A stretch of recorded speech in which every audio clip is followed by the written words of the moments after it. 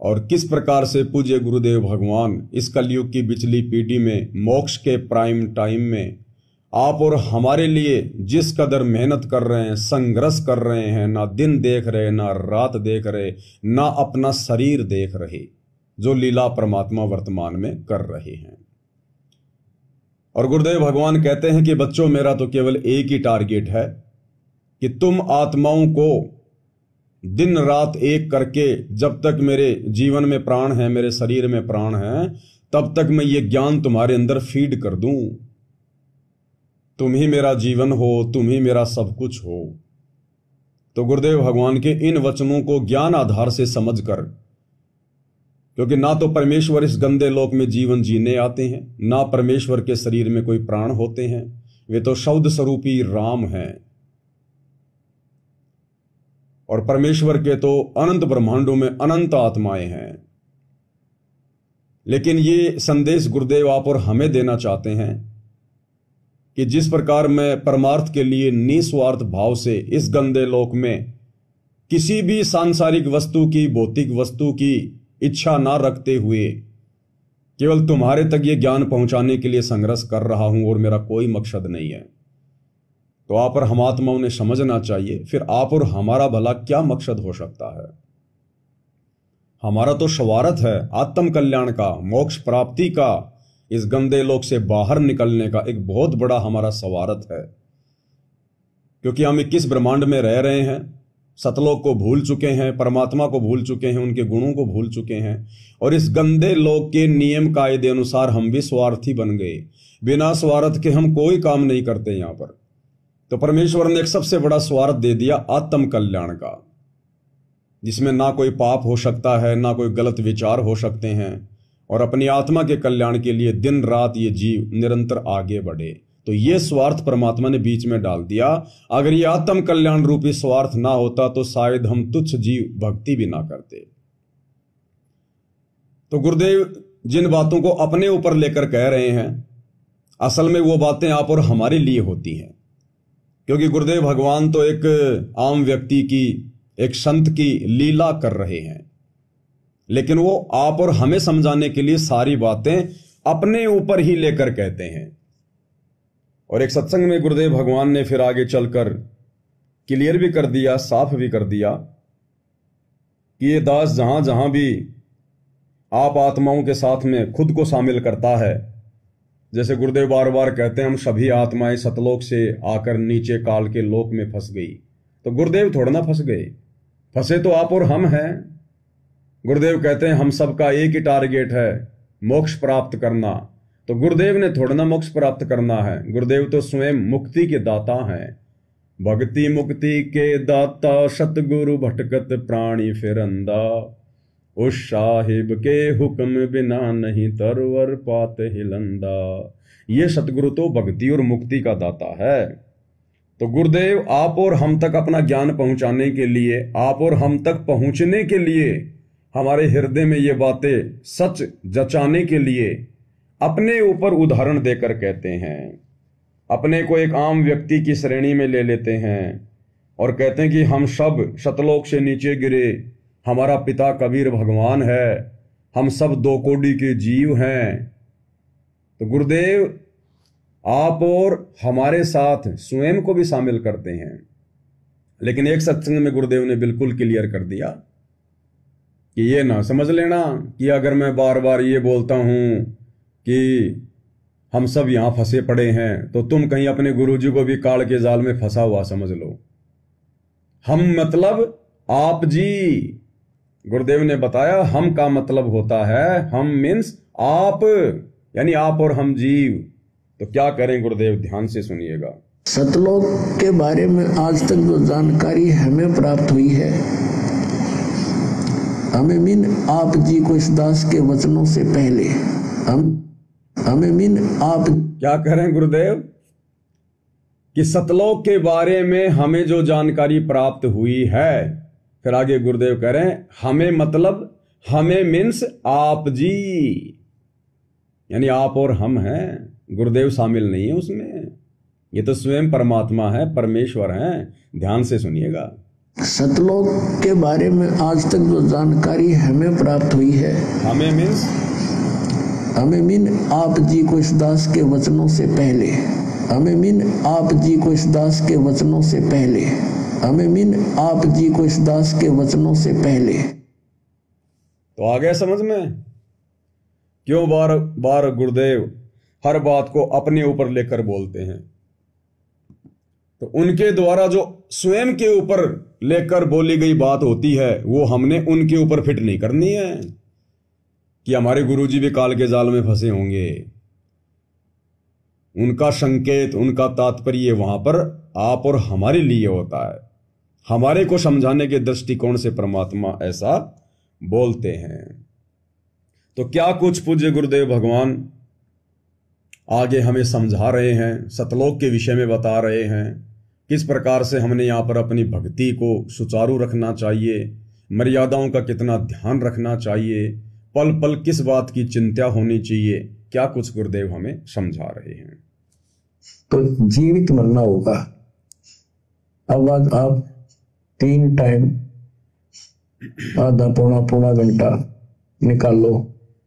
ये तो अभी कितने गप्पे मार कर, ताश खेल कर, कितने इधर उधर के बकवास बतला कर, या कोई टेंशन हो जाएगी उसमें पड़े पड़े सोचते जाओगे, ये तो व्यर्थ में जाना था।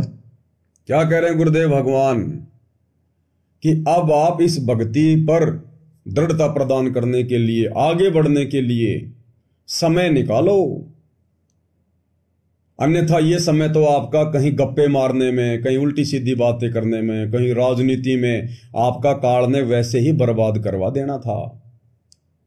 और काल ने 90% संगत का ये समय जो वर्तमान में बहुत ही ज्यादा महत्व रखता है, इस परीक्षा के समय में हमारी एक एक श्वास की कीमत है, हमारे समय की कीमत है।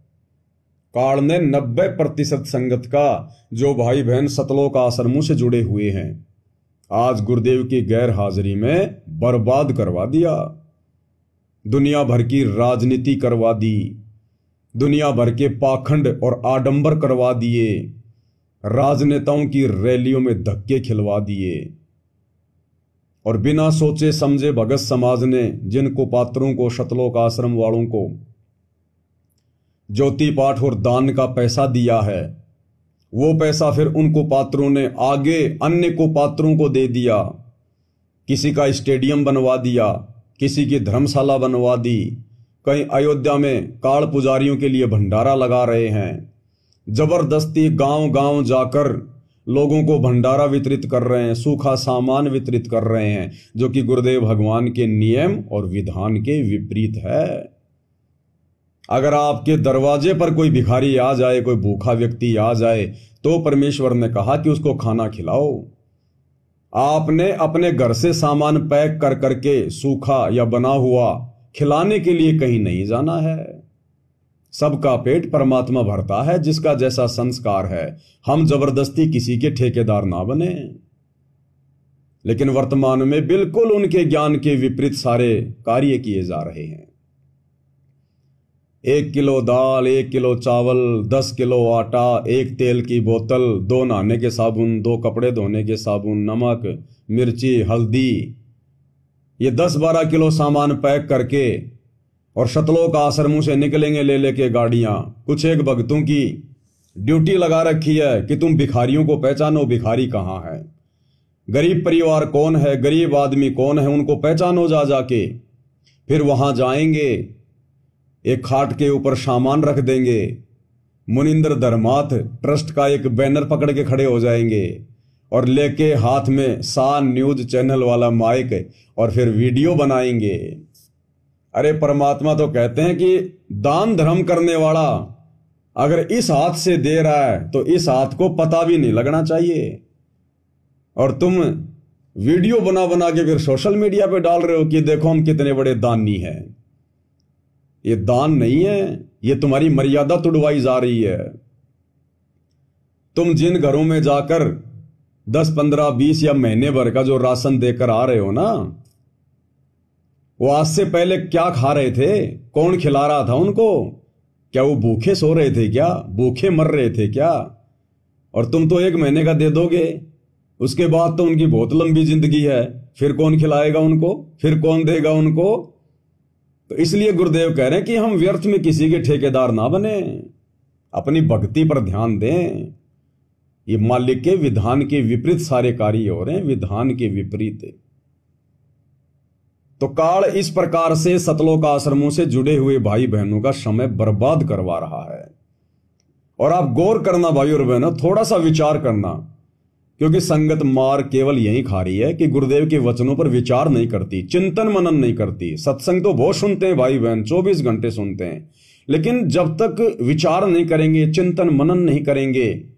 अब आपने दूध में जामन तो लगा दिया, दही बन गया। अब अगर दही को मथोगे नहीं तो भाई घी नहीं निकलेगा। तो गुरुदेव के सत्संग सुनने के बाद में चिंतन मनन करना पड़ेगा, मंथन करना पड़ेगा, तब जाकर निष्कर्ष निकलेगा, बुद्धि काम करेगी। ये सतलोक आश्रम वाले जिन लोगों के घरों में जाकर जिनको भिखारी समझकर और ये राशन वगैरह वितरित कर रहे हैं, भाई और बहनों आप ध्यान से गौर किया करो। जैसी हालत उन लोगों की होती है जो ये कहते हैं कि ये गरीब है, ये भिखारी है, उन लोगों से भी ज्यादा बुरी हालत वर्तमान में सतगुरु रामपाल जी से जुड़े हुए छत्तीसगढ़, मध्य प्रदेश, बिहार आदि राज्यों के 70% भक्तों की है। 70% भक्तों की। वो भी बेचारे इसी प्रकार से संघर्ष कर रहे हैं रोजी रोटी के लिए और अपनी भक्ति भी कर रहे हैं।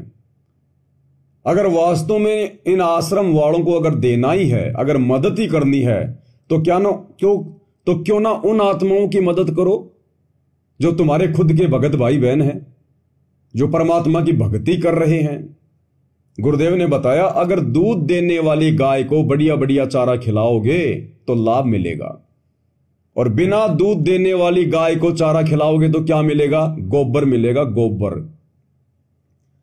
तो ये जितने भी जगत वाले भाई बहन हैं जो सतगुरु रामपाल जी से जुड़े हुए नहीं हैं, जिनको भिखारी समझकर इन आश्रमों से सामान पैक करके वहां बांटा जा रहा है, ये तो बिना दूध देने वाली गाय हैं, बिना दूध देने वाले जानवर हैं। वो सतगुरु के हंस नहीं है, उनके भगत नहीं है, वो भक्ति नहीं कर रहे। उनको जितना मर्जी खिला दो वो केवल गोबर ही करेंगे, गोबर ही। और मदद ही करनी है तो अपने भगत भाई बहनों की करो, ताकि उनका और ज्यादा विश्वास अपने गुरुदेव पर दृढ़ हो, भक्ति भाव में और आगे बढ़ें, उनको समय मिले थोड़ा भक्ति के लिए। अगर मदद करनी है तो उन दूध देने वाली गायों की मदद करो, अपने भगत भाई बहनों की मदद करो, जिनकी हालत उन हरियाणा के भिखारियों से भी जो है नीचे है, डाउन है, बदतर है। लेकिन उनसे तो बेचारों से ले लेके, जैसे चीचड़ होता है ना, चीचड़ वो पशु के थन पे लग जाता है और उसका खून पीता है। तो इसी प्रकार अपने भगत भाई बहनों का ज्योति पाठ और दान के नाम पर खून चूस कर और मान बढ़ाई के लिए, दिखावे के लिए जबरदस्ती ये भंडारा आदि वितरित किया जा रहा है। गुरुदेव भगवान के ज्ञान में, उनके सत्संग में, उनके विधान में आपको कहीं भी नहीं मिलेगी ये क्रिया। हमेशा गुरुदेव ने यही कहा कि बच्चों, हमने ये व्यर्थ का दान धर्म नहीं करना है। जो 5 यज्ञ गुरुदेव ने बता दी, उन 5 यज्ञों के अनुसार हमने भक्ति करनी है, और अगर धर्म भी करना है तो अपने सतगुरु को करना है। सत्संग में आने वाली आत्माओं को भंडारा करवाना है, यो गांव गांव जाकर, नगर नगर जाकर, और इस प्रकार से दाल, चावल, चीनी, आटा, तेल बांटने का आदेश ये गुरुदेव के विधान में नहीं है। और इसी बात की तो परीक्षा चल रही है वर्तमान में। भाई काल क्या करेगा इस परीक्षा के समय में? उन आत्माओं को भ्रमित करके सतगुरु का वचन ही तो तुड़वाएगा, सतगुरु के ज्ञान के विरोधी तो चलाएगा, ताकि उनके कर्म फूटें, सतगुरु नाराज हो। और सतगुरु यदि नाराज हो गया तो क्या बनेगी जीव को आइडिया भी नहीं है। हमने एक बार सतगुरु को सतलोक में नाराज किया था, काल के ऊपर आस्था करके, मनमाना आचरण करके, उनके वचन ना मानकर, उनके विधान के विपरीत खड़े होकर। उसकी कितनी बड़ी सजा हम भोग रहे हैं, कितनी बड़ी सजा। भाई और बहनों, कालजा मुंह को आ जाता है अगर थोड़ा सा भी चिंतन मनन करे तो हम कब से जेल काट रहे हैं, सजा भोग रहे हैं, दुख उठा रहे हैं। गुरुदेव ने बताया कि ब्रह्मा विष्णु महेश की उम्र की यदि हम अपनी इंसानों की उम्र से तुलना करें तो गिनती भूल जाएं, गिनती।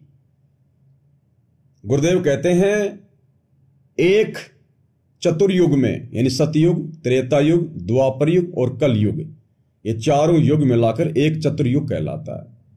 एक चतुर्युग की कुल उम्र है 43,20,000 वर्ष, आप और हम इंसानों के। ऐसे ऐसे 1008 चतुर्युग का दिन और ऐसे ही 1008 चतुर्युग की रात्रि इस ब्रह्मा जी की है। यानी एक दिन रात 2016 चतुर्युग का बनता है ब्रह्मा जी का दिन रात, उसके 24 घंटे। और ऐसे ऐसे 30 दिन का एक महीना ब्रह्मा जी का, और 12 महीनों का एक वर्ष, और ऐसे ऐसे 100 वर्ष की उम्र गुरुदेव ने ब्रह्मा जी की बताई। और ब्रह्मा जी से 7 गुना ज्यादा लंबी उम्र श्री विष्णु जी की, और विष्णु जी से 7 गुना ज्यादा उम्र श्री शंकर जी की। और जब ऐसे ऐसे 70,000 शंकर मर जाते हैं तब एक ब्रह्मांड का विनाश होता है।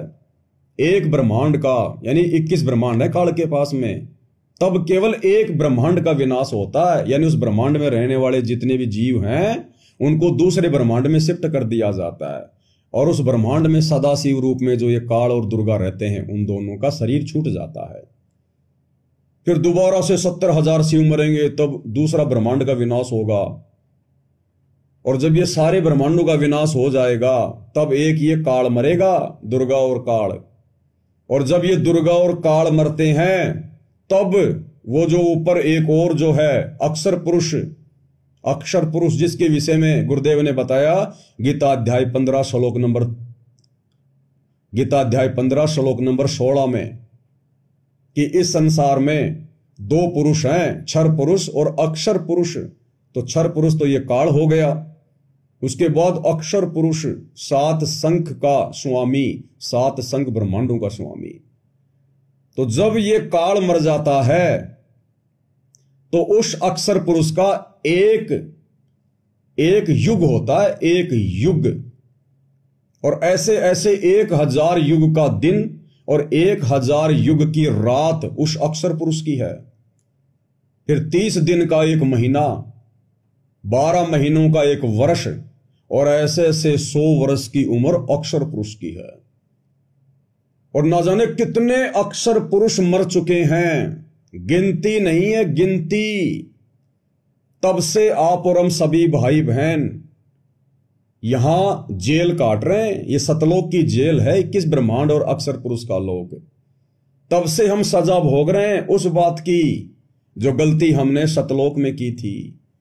अपने गुरुदेव भगवान को हमने नाराज कर दिया था, मनमाना आचरण करने लग गए थे, गुरुदेव की बातों को हल्के में लेने लग गए थे। जैसे वर्तमान में संगत जो सतलोक आश्रमों से जुड़ी हुई है गुरुदेव को हल्के में ले रही है, उनकी बातों को हल्कों में ले रही है, मर्यादाओं में रहकर भक्ति नहीं कर रही है। तभी तो ये राजनीतियां हो रही हैं।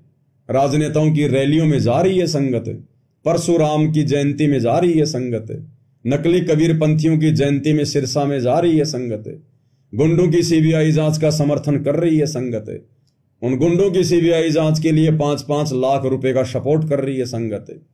जातिगत आंदोलनों में जो आरक्षण के लिए लड़ाइयां लड़ी जा रही हैं उनमें संगत बैठ रही है, करोड़ों में उनको सहयोग कर रही है, लोगों के स्टेडियम बना रही है, लोगों की धर्मशालाएं बनवा रहे हैं। संगत की आंखें काल ने बिल्कुल बंद कर रखी है। संगत जरा भी चिंतन मनन नहीं कर रही गुरुदेव के सत्संगों पर, वचनों पर। तो कब से भाई और बहनों हम ये सजा भोग रहे हैं। और गुरुदेव ने एक सत्संग में बताया कि जो गलती तुमने सतलोक में की है अपने पिता को नाराज करके, और जो सजा तुम्हें मिली है ये बहुत ही थोड़ी सजा है, बहुत ही कम सजा है ये। अब आप और हमारा तो गोबर निकल गया।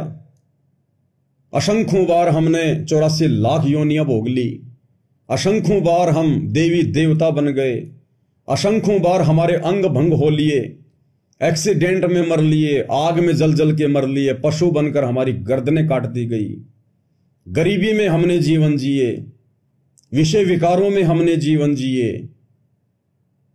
आप और हमारा तो यहां पर गोबर निकल चुका है, और गुरुदेव भगवान कह रहे हैं ये तो बहुत थोड़ी सजा है, बहुत थोड़ी सजा। वो तो दयालु परमात्मा है जो दया करके और नीचे उतर कर आ गए।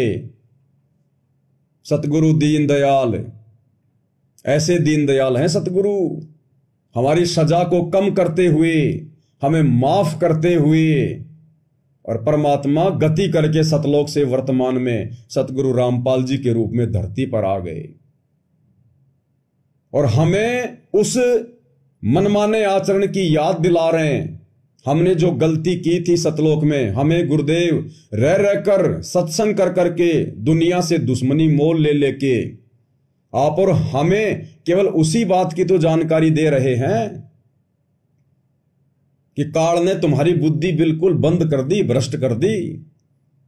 तुम्हें सतलोक का नामो निशान भी याद नहीं है, तुम्हारी यादें मिटा दी, तुम्हारी मेमोरी समाप्त कर दी इसने। तो पुनः हमें सतलोक की याद दिलाने के लिए कि हम कौन हैं, कहां से आए थे, क्यों हम यहां जन्म रहे हैं, मर रहे हैं, हमारा बाप कौन है, रियल में भगवान कौन है, मनुष्य जन्म क्यों मिला है, हमने करना क्या चाहिए और हम कर क्या रहे हैं दुर्बुद्धि के शिकार होकर। तो फिलहाल तो ये बातें हमारे हृदय में जचाने के लिए, हम तक ये सत्ज्ञान पहुंचाने के लिए 30 साल से हमारे पिता संघर्ष कर रहे हैं। उसके लिए उन्होंने जो कुर्बानियां दी हैं, जो संघर्ष किया है, वो अवर्णनीय है। सुनहरे अक्षरों में इतिहास लिखा जाएगा। 21 महीने रोहतक की जेल, 12 साल से वर्तमान हिसार की जेल, समय पर ना खाना ना पीना ना सोना, ना घर ना परिवार, कुछ नहीं। संपत्ति को ठोकर मार दी, परिवार को ठोकर मार दी, केवल आप और हम आत्माओं को सतलोक की जानकारी प्रदान करवाने के लिए, हमें जगाने के लिए। तो गुरुदेव भगवान कह रहे हैं कि बच्चों थोड़ा सीरियस लो, दिन में कम से कम 2 बार या 3 बार समय निकालो, 1-1 घंटे का, पौन घंटे का, रह रह के सत्संग सुनो। सत्संग के अभाव में ये मैल वापस आत्मा में जमना शुरू हो जाएगा, और तुम्हारा सौभाग्य है, अन्यथा ये काल तुम्हारा समय वैसे ही बर्बाद करवाता। तो ये सौभाग्य तो भाई और बहनों साध संगति से जुड़े हुए सत्सेवक भाई बहनों का है, जो काल ने लाख कोशिश करने के बावजूद भी आप और हमारा समय इन सतलोक आश्रमों से जुड़े हुए भाई बहनों की तरह बर्बाद नहीं करवाया, नहीं करवा सका वो बर्बाद, क्योंकि गुरुदेव ने हमें पहले से ही साध संगति से जोड़ दिया। हमें उन लोगों के हर मनमाने कर्म कुकर्म की जानकारी उपलब्ध करवा दी। हम कौन से कर्म करेंगे जिससे हमें हानि होगी, कौन से सदकर्म करेंगे जिससे हमें लाभ होगा, ये साध संगति के माध्यम से परमात्मा लगातार हम तक संदेश पहुंचवा रहे हैं। तो हम लोगों की यादें ताजा बनी रही, हम लोग अपडेट रहे, अपडेट। अन्यथा आप और हम भी तो जीवी हैं, 2 मिनट में जा बैठते वहां, और आज हम भी उन राजनेताओं की रैलियों में एक भीड़ का हिस्सा बनकर बैठे होते और अपने कर्म फोड़ रहे होते, कर्म।